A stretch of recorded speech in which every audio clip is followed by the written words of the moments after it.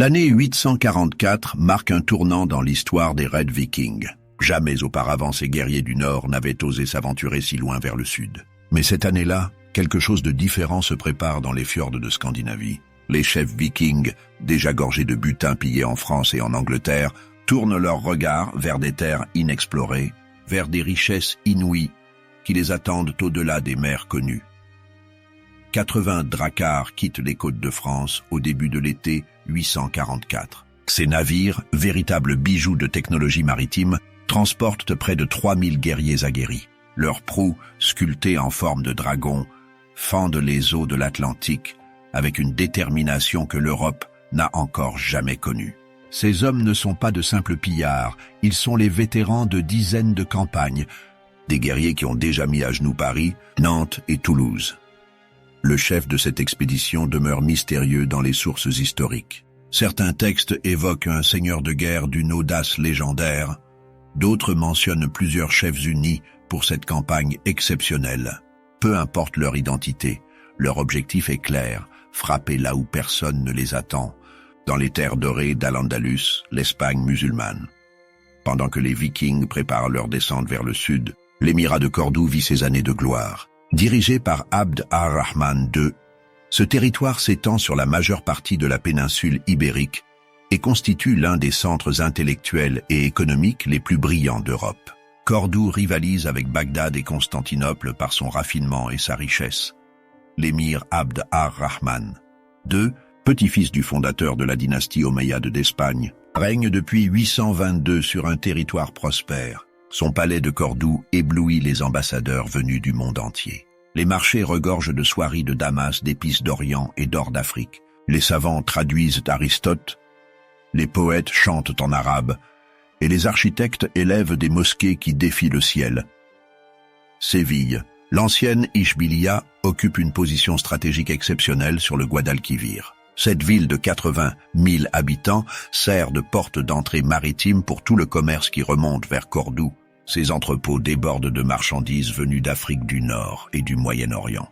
Ses habitants, un mélange d'Arabes, de Berbères et d'Hispaniques convertis à l'islam, vivent dans une relative prospérité. Mais Séville présente une faiblesse fatale. Elle n'est pas fortifiée. Depuis la conquête musulmane de 711, la ville a grandi dans la paix, protégée par la géographie et la puissance militaire de l'émirat. Personne n'imagine qu'un ennemi puisse remonter le Guadalquivir pour la menacer. Cette négligence va coûter cher. Les dracars vikings longent d'abord les côtes françaises, puis bifurquent vers l'ouest pour contourner la péninsule ibérique. Leur première cible est la côte galicienne, contrôlée par le royaume chrétien des Asturies. Le roi Ramire Ier règne sur ces terres montagneuses depuis sa capitale d'Oviedo. À la Corogne, les Vikings tentent leur premier débarquement en territoire ibérique. Ils espèrent reproduire leur succès français. Débarquement surprise, pillage rapide, rembarquement avec le butin. Mais Ramire Ier n'est pas Charles le Chauve. Ce roi asturien a passé sa vie à combattre les Maures au sud et connaît la guerre. La bataille qui s'ensuit près de la tour d'Hercule tourne au désastre pour les Vikings. Les forces asturies, rompues au combat montagnard, exploitent parfaitement le terrain accidenté. Les Vikings, habitués aux plaines françaises et anglaises, perdent leur avantage tactique. Plusieurs centaines d'entre eux périssent sous les coups des guerriers chrétiens. Cette défaite aurait dû servir d'avertissement. Au lieu de cela, elle ne fait qu'attiser la soif de vengeance des survivants. Plutôt que de rebrousser chemin, ils décident de poursuivre vers le sud, vers des terres plus riches et, pensent-ils, moins bien défendues. Après leur échec en Galice, les Vikings redescendent la côte atlantique et jettent leur dévolu sur Lisbonne. Cette ville musulmane, dirigée par le gouverneur Wahballah ibn Hazm, constitue un objectif plus facile que les positions fortifiées des Asturies. L'attaque sur Lisbonne révèle toute la science militaire des Vikings. Ils n'attaquent pas de front comme des barbares, mais orchestrent un siège méthodique. Leurs navires bloquent le port tandis que leurs guerriers établissent un camp fortifié face aux murailles. Pendant 13 jours, ils maintiennent la pression sur les défenseurs. Les habitants de Lisbonne découvrent avec terreur l'efficacité de la machine de guerre viking. Ces guerriers maîtrisent l'art du siège, autant que celui du raid éclair. Ils construisent des engins de guerre, creusent des sapes et maintiennent un blocus étanche. Leurs haches et leurs épées font merveille dans les combats rapprochés. Wabala ibn Hazm, gouverneur de Lisbonne, comprend rapidement qu'il affronte un ennemi d'un calibre inconnu. Il dépêche immédiatement un messager vers Cordoue pour alerter l'émir Abd ar-Rahman II. Ce message, qui met plusieurs jours à atteindre la capitale, constitue le premier avertissement officiel de la menace viking en Espagne musulmane. Après 13 jours de résistance acharnée, Lisbonne tombe. Les Vikings se livrent alors à un pillage méthodique qui révèle leur expérience du sac de ville. Ils ne se contentent pas de voler. Ils organisent le butin, sélectionnent les esclaves les plus précieux et évaluent systématiquement la valeur de chaque prise. Le butin de Lisbonne dépasse leurs espérances. Or, argent, soieries, épices, tout est soigneusement réparti entre les équipages. Mais surtout, cette victoire leur prouve que les villes musulmanes d'Espagne ne sont pas invincibles. Leurs défenses, conçues pour affronter d'autres armées musulmanes ou chrétiennes, ne sont pas adaptées aux tactiques vikings. Renforcés par leur succès lisboète, les Vikings poursuivent leur route vers le sud. Ils pillent rapidement Cadix et Médina Sidonia, testant les défenses musulmanes et accumulant butin et renseignements.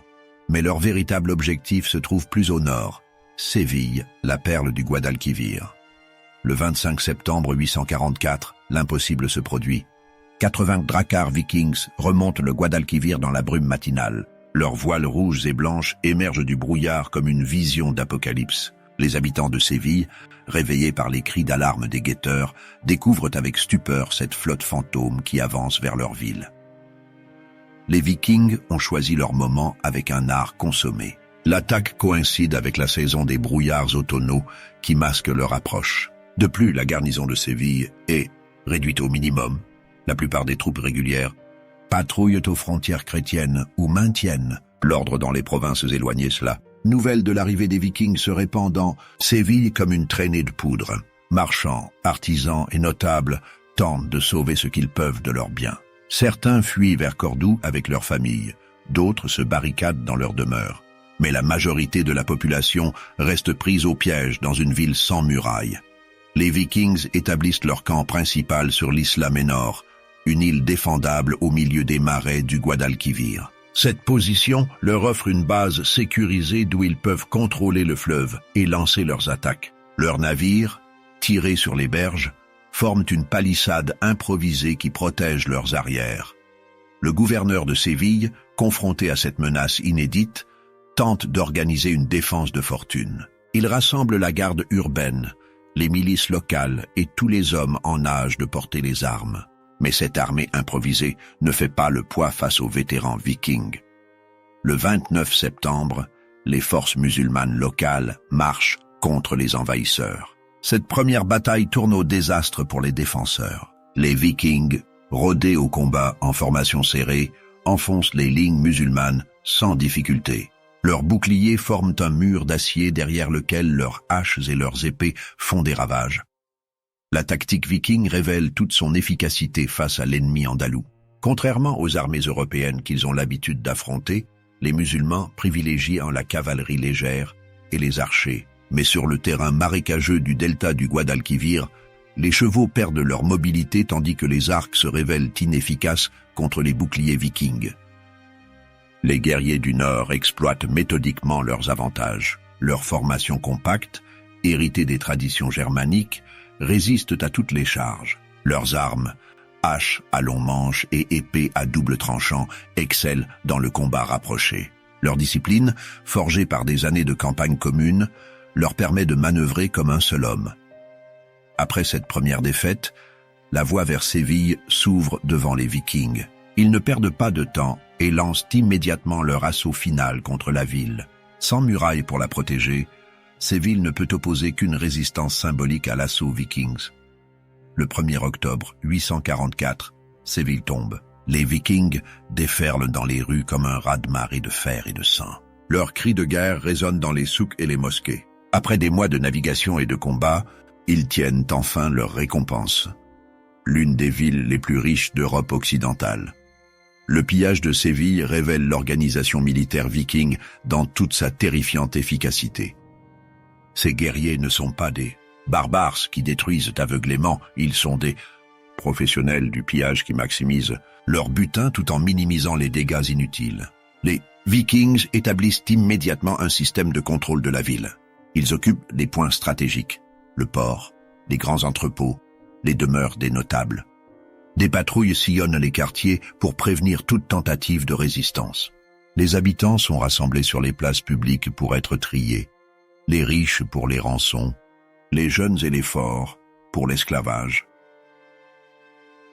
La méthodologie du pillage suit des règles précises, héritées de décennies d'expérience. Les Vikings commencent par s'emparer des trésors les plus précieux, or, argent, bijoux et objets liturgiques des mosquées. Ils réquisitionnent ensuite les denrées alimentaires et les matières premières transportables. Enfin, ils sélectionnent les esclaves selon des critères économiques stricts. Les sources musulmanes décrivent l'horreur de ces 40 jours d'occupation.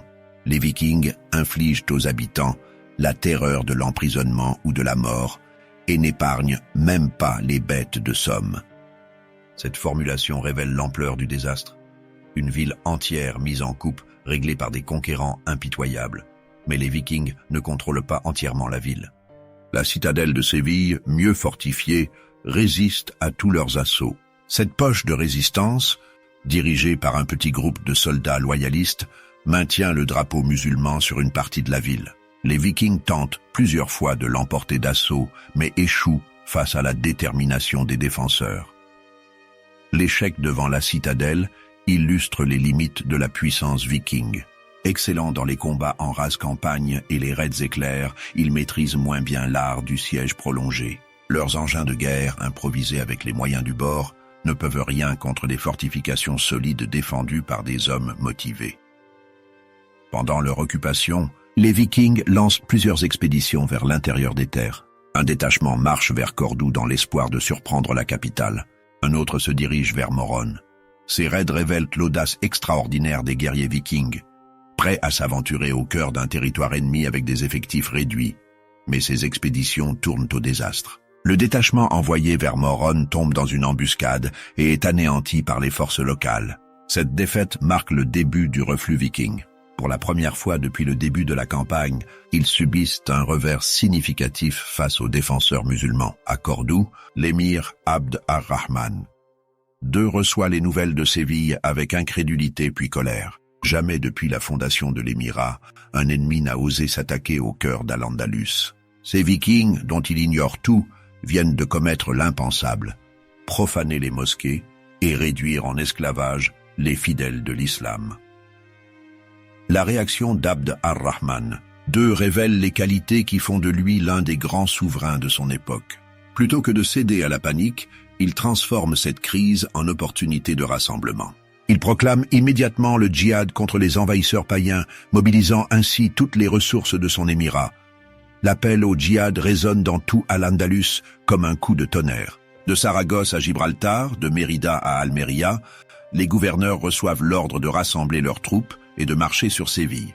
Cette mobilisation générale, la première de l'histoire de l'émirat omeyyade, révèle la gravité de la menace viking. Abd ar-Rahman II confie le commandement de l'expédition à son Hajib, son premier ministre et général en chef, Isa ibn Shuhayd. Ce choix s'avère judicieux. Isa ibn Shuhayd possède une expérience militaire considérable et jouit de la confiance absolue de l'émir. De plus, sa nomination évite les rivalités entre les différents gouverneurs provinciaux. La composition de l'armée musulmane qui se rassemble révèle la complexité politique d'Al-Andalus. Aux côtés des troupes régulières de Cordoue marchent les contingents des différentes provinces, arabes, berbères, muladis, convertis hispaniques et même quelques mercenaires chrétiens. Cette diversité ethnique et religieuse constitue à la fois une force et une faiblesse. Le personnage le plus surprenant de cette coalition est sans conteste Moussa ibn Moussa al-Kassi, le chef de la principauté semi-indépendante des Banu Kassi. Cet homme, descendant du comte wisigoth Cassius converti à l'islam, entretient des relations tendues avec Abd ar-Rahman II. Pourtant, face à la menace païenne, il n'hésite pas à rejoindre la coalition musulmane avec ses meilleures troupes. Cette union sacrée face aux Vikings témoigne de l'impact psychologique de leur raid. Pour la première fois depuis des décennies, chrétiens et musulmans d'Espagne, sunnites et chiites, arabes et berbères, oublient leurs querelles pour affronter un ennemi commun. Les Vikings ont réussi l'exploit de créer contre eux la plus vaste coalition jamais vue en Espagne. L'armée musulmane qui se concentre autour de Cordoue impressionne par son ampleur et sa diversité. Les chroniques parlent de 40 000 hommes, chiffre probablement exagéré mais qui témoigne de l'ampleur de la mobilisation. Cette force représente l'effort de guerre le plus important de l'émirat depuis sa fondation. Le cœur de l'armée se compose de la garde personnelle de l'émir. Cavaliers lourds arabes équipés de cottes de mailles et de lances, fantassins berbères armés de javelines et de boucliers ronds. Ces troupes d'élite, entraînées dans les combats contre les chrétiens du Nord, constituent l'épine dorsale de la force musulmane. Les contingents provinciaux apportent leur propre expertise militaire. Les cavaliers andalous excellent dans les charges rapides et les attaques de harcèlement. Les fantassins des montagnes maîtrisent la guerre d'embuscade. Les archers syriens peuvent cribler de flèches un ennemi à distance respectable. Mais l'atout secret de l'armée musulmane réside dans une arme que les Vikings n'ont jamais affrontée, le feu grégeois. Cette substance incendiaire, jalousement gardée par les chimistes de Cordoue, peut enflammer les navires ennemis à distance. Son utilisation contre les dracars vikings va bouleverser l'équilibre des forces. Les Vikings, de leur côté, alignent encore près de 2500 guerriers après les pertes subies depuis le début de la campagne. Ces hommes, aguerris par des mois de combats ininterrompus, constituent une force de combat exceptionnelle. Leur morale demeure élevée malgré les revers récents. Le butin de Séville a largement compensé les pertes. L'organisation militaire viking repose sur un système de loyauté personnelle qui en fait à la fois la force et la faiblesse. Chaque guerrier se bat pour son chef de bande, chaque chef pour le commandant suprême. Cette structure permet une cohésion remarquable, mais rend difficile la coordination de grandes unités. L'armement viking a fait ses preuves sur tous les champs de bataille d'Europe. La célèbre hache danoise, maniée à deux mains, peut fendre un bouclier et l'homme qui le porte. L'épée viking, forgée selon des techniques transmises de génération en génération, représente l'excellence de la métallurgie scandinave. Le bouclier rond, décoré des couleurs du clan, protège efficacement contre les projectiles. Mais face à l'armée musulmane, les Vikings vont découvrir leurs limites. Habitués à combattre des armées européennes composées principalement de fantassins, ils vont affronter pour la première fois une force où la cavalerie domine. De plus, l'absence de chevaux les prive de leur mobilité habituelle et les contraint à combattre à pied. Isa ibn Shuhayd établit son quartier général sur la colline d'Axaraf, qui domine Séville et offre une vue imprenable sur les positions vikings. Cette position stratégique lui permet de coordonner les mouvements de ses troupes tout en gardant un œil sur l'ennemi. L'installation de ce camp marque le début d'une nouvelle phase du conflit. Les Vikings, de leur côté, renforcent leur position sur l'Isla Menor. Ils construisent des palissades, creusent des fossés et transforment leurs navires en fortifications flottantes. Cette base, protégée par les marécages et le fleuve, semble imprenable. Mais elle présente un défaut majeur. Elle isole les Vikings du reste du territoire et limite leurs possibilités de manœuvre. Les premières escarmouches révèlent la différence entre les deux armées. Les musulmans privilégient la guerre de mouvement. Charges de cavalerie, attaques de harcèlement, embuscades. Les Vikings, contraints à la défensive, subissent ces attaques sans pouvoir riposter efficacement. Pour la première fois depuis le début de la campagne, l'initiative leur échappe. La supériorité musulmane en cavalerie pose des problèmes insurmontables aux Vikings. Habitués à combattre contre des armées de fantassins qu'ils peuvent charger en formation serrée, ils découvrent la frustration de ne pouvoir atteindre un ennemi qui se dérobe sans cesse. Les charges de cavalerie andalouse frappent où elles veulent, puis disparaissent avant que les Vikings puissent organiser leur riposte. Pendant près d'un mois, cette guerre d'usure se poursuit sans résultat décisif. Les Vikings perdent progressivement du terrain mais tiennent leur position principale. Les musulmans infligent des pertes régulières, mais ne parviennent pas à porter le coup fatal. Cette impasse militaire profite aux défenseurs qui voient leurs renforts affluer chaque jour.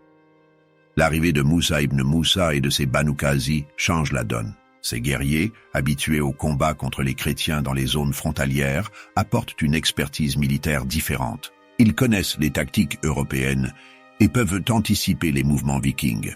Leur intégration à l'armée musulmane marque le début de la phase finale.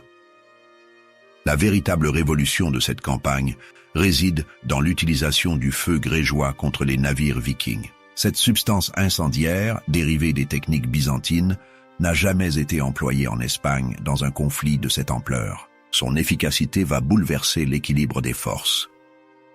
Les chimistes de Cordoue ont adapté la formule du feu grégeois aux conditions locales. Cette substance, composée de naphte, de soufre et d'autres ingrédients secrets, s'enflamme au contact de l'air et ne peut être éteinte par l'eau. Projetée par des catapultes ou des tubes, elle transforme tout navire en brasier.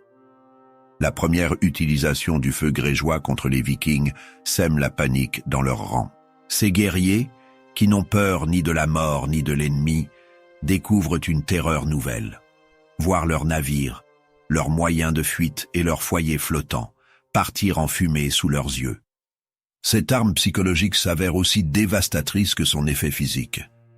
Les Vikings tentent désespérément de protéger leurs navires. Ils les recouvrent de peaux humides, creusent des canaux pour les éloigner des berges, organisent des patrouilles permanentes.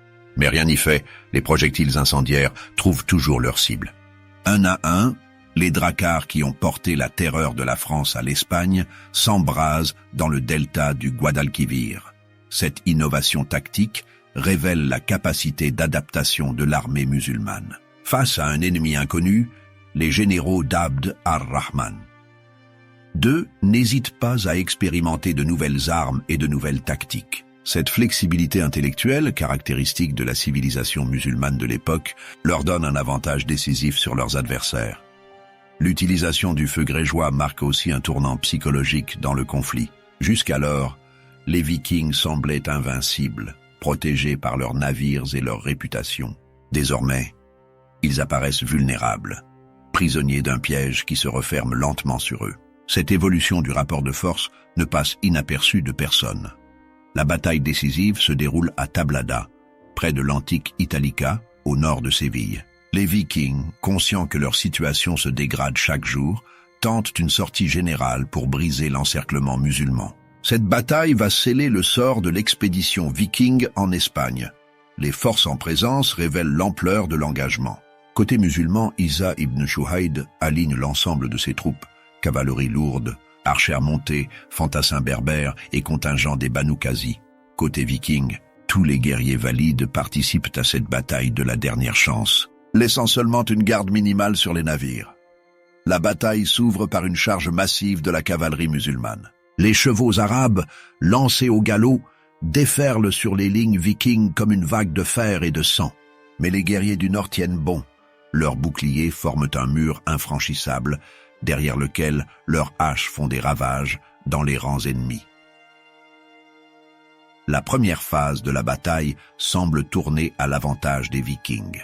Leur discipline légendaire et leur expérience du combat en formation serrée leur permettent de repousser plusieurs charges. Les musulmans subissent des pertes importantes et commencent à reculer. Pendant quelques heures, la victoire viking semble possible, mais Isa ibn Shuhayd révèle ses talents de stratège. Plutôt que de s'obstiner dans des charges frontales, il modifie sa tactique. Il ordonne à ses archers de cribler les Vikings de flèches tout en maintenant la pression par des attaques de cavalerie légère. Cette guerre d'usure épuise progressivement les défenseurs.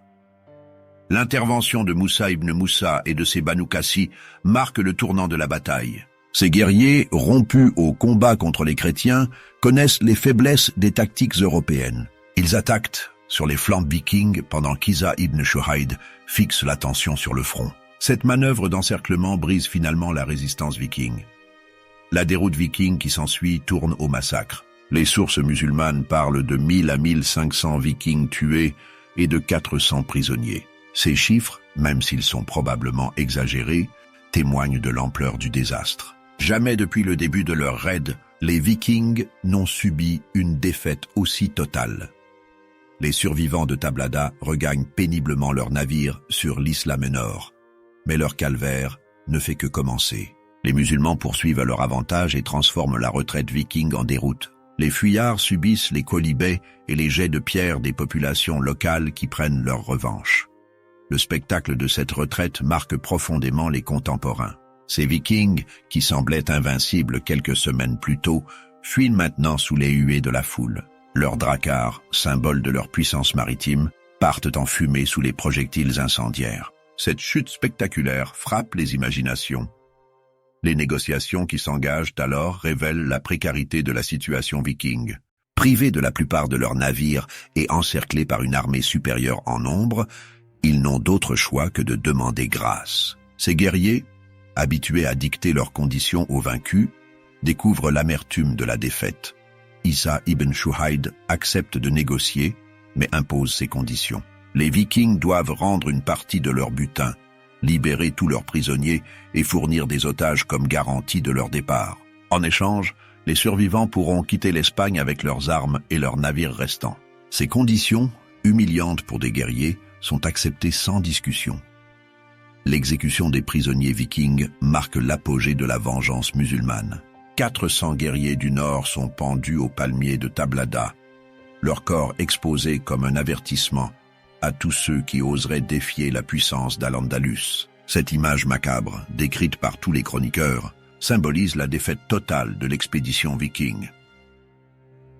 La libération des esclaves chrétiens capturés par les Vikings constitue un autre symbole fort de cette victoire. Ces hommes et ces femmes, arrachés aux côtes françaises et portugaises, retrouvent la liberté grâce à l'intervention musulmane. Cette ironie de l'histoire, des musulmans libérant des chrétiens de l'esclavage viking, n'échappe à personne. La défaite viking de Séville provoque un choc dans toute l'Europe. Pour la première fois depuis le début de leur raid, ces guerriers réputés invincibles ont subi une défaite totale. Cette nouvelle se répand rapidement dans tous les royaumes européens et modifie profondément la perception de la menace viking. Abd ar-Rahman II exploite immédiatement sa victoire sur le plan diplomatique. Il fait porter la nouvelle de sa victoire à Constantinople, Bagdad et même à Aix-la-Chapelle. Cette propagande habile présente l'émir comme le défenseur de la civilisation contre la barbarie viking. Son prestige international s'en trouve considérablement renforcé. Les mesures défensives prises par l'émir révèlent qu'il a tiré les leçons de cette crise. Il fait immédiatement fortifier Séville et créer un arsenal naval dans la ville. Des tours de guet sont érigées le long de la côte pour prévenir toute nouvelle attaque. Un réseau de messagers est organisé pour transmettre rapidement les alertes. Ces innovations militaires transforment durablement la défense d'Al-Andalus. L'arsenal de Séville devient l'un des centres navals les plus importants de Méditerranée occidentale. Les fortifications nouvelles découragent toute tentative d'attaque surprise. Cette modernisation de l'appareil défensif profite à long terme à l'émirat.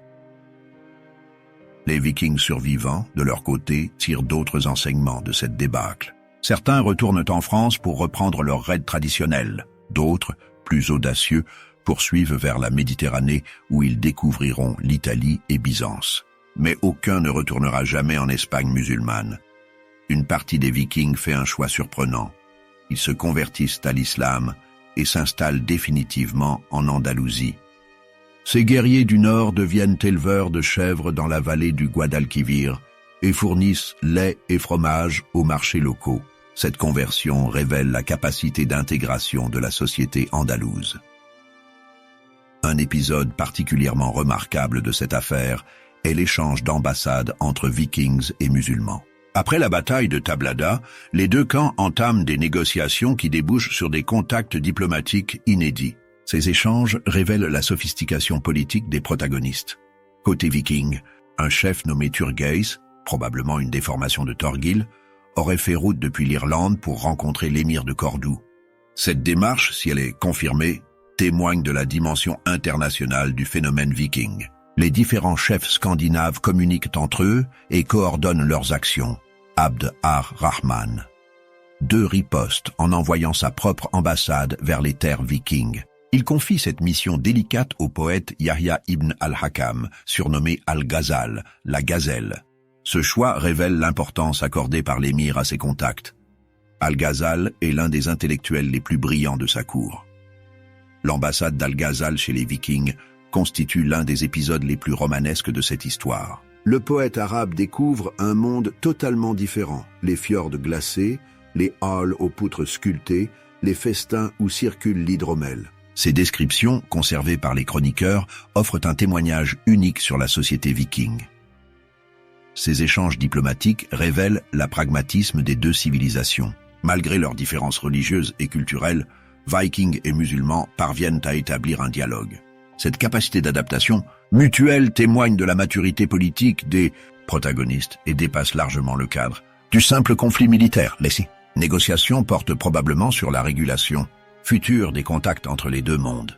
L'émir cherche à éviter de nouveaux raids, tandis que les Vikings tentent de préserver leurs possibilités commerciales. Ces discussions préfigurent les traités de paix qui régleront plus tard les relations entre chrétiens et musulmans.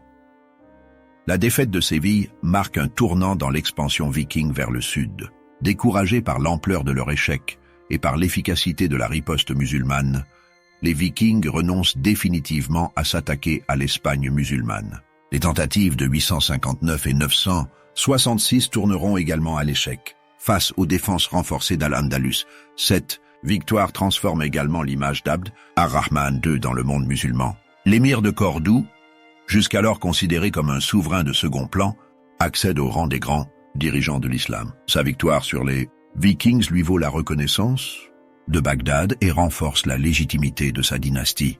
Les innovations militaires développées pour combattre les Vikings profitent durablement à l'émirat. L'arsenal de Séville forme des générations de marins musulmans qui domineront la Méditerranée occidentale. Les techniques de combat adaptées aux ennemis européens serviront plus tard contre les croisés et les reconquérants chrétiens. L'impact psychologique de cette victoire dépasse largement le cadre ibérique. Dans tout le monde musulman, la défaite des Vikings redonne confiance dans la capacité de l'islam à repousser les agressions extérieures. Cette victoire annonce les succès futurs contre les croisés et les Mongols. Pour l'Europe chrétienne, la leçon est différente mais tout aussi importante. La défaite viking prouve qu'une organisation militaire adéquate peut repousser ces redoutables guerriers. Cette démonstration inspire les réformes militaires entreprises par Charles le Chauve et ses successeurs pour mieux lutter contre les raids scandinaves. L'héritage de 844 se perpétue dans la mémoire collective des trois civilisations concernées. Pour les musulmans, c'est la preuve de la supériorité de leur foi et de leur organisation. Pour les chrétiens, c'est un exemple à suivre dans la lutte contre les païens. Pour les Vikings, c'est un avertissement sur les limites de leur puissance. Le 17 novembre 844, quand les derniers dracars survivants disparaissent à l'horizon du Guadalquivir, se termine l'un des épisodes les plus extraordinaires de l'histoire médiévale.